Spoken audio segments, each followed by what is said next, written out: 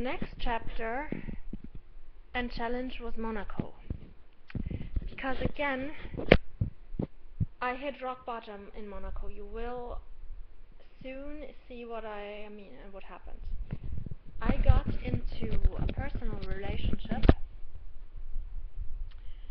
with my fiancé back then, and this was a totally wrong decision on my part. I remember I let my meditation slip through my fingers and focused on something totally wrong and made one mistake after the other. I had a relationship with a real estate entrepreneur from San Francisco and totally let myself be guided by this new lifestyle and love affair that I had no control over, because the man pretty much had the talent to control me. Every girl dreams about such a lifestyle, and finally when the romance hit me, I just gave in and lived the moment of this great love and opportunity. My lifestyle was too good to be true at that time. I lived in Monaco in luxury hotel rooms on the Riviera, Saint-Tropez, St. Bart's, Italy, you name it. With nice cars, jewelry, the latest dresses and gadgets, and I got into the habit of thinking that life was good and that this was the lifestyle that I could afford now, without thinking about the future and without thinking about meditation at all. I kind of betrayed myself.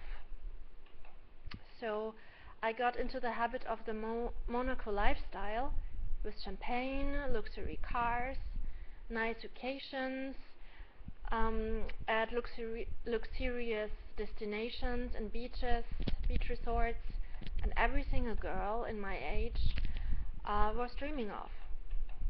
When finally the bomb dropped on me yet again, and I learned that my fiancé kind of was a scam artist, and found out about how he financed this shiny lifestyle with me as an object to brag about. He only bought everything on pump, and he basically financed all this lifestyle with his bank and credit that his bank granted him. The deal he was working on did not go through, and he pretty much had to sell all his properties and lost his marina in Sausalito and everything he had at that point. He had to go back to what was left of his Sausalito property to manage his own tragedy. And I stayed where I was, and I pretty much lost everything overnight, from one day to another. And the hardest thing of all was that I lost my faith in myself and my belief in myself, because I kind of was dependent on that luxurious lifestyle back then. And that lifestyle was a casino and roulette player lifestyle. And back then I believed to be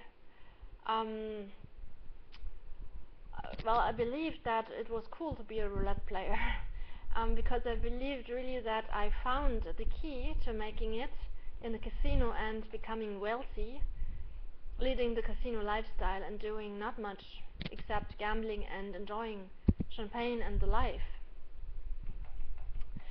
So I really hit rock bottom back then, when I got into that really bad accident one night, drunk and broke, and that night was a night that I will always remember for the rest of my life. It was horrible. I mean, I lost all my money that I had saved up to that point,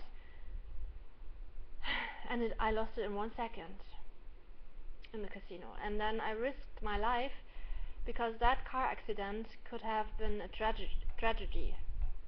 I somehow had an angel, and except for some minor scars that I got and everybody else was involved in that accident, we got out all safe and alive.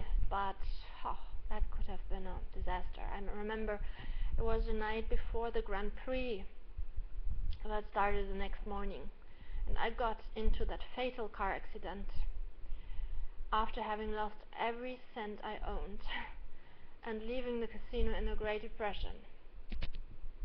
This car accident happened because I was lost, I was drunk, I was without a dime in my pocket, and I had to be picked up the next day by my parents at the police station and had to face this moment of truth. And that was pretty much when I hit rock bottom in my life back then.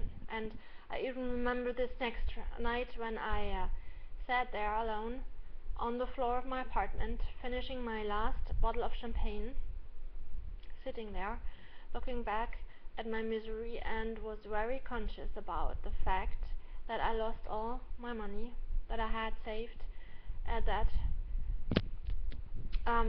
to that point, and I had nothing left except the stuff that my by now ex-fiancé had bought me over the years we lived together. It was very hard because now I also realized that he had a girlfriend in San Francisco who I was not even aware of up to that point, and who now took care of him. Of this scam artist, this scam man who almost destroyed my life because he brought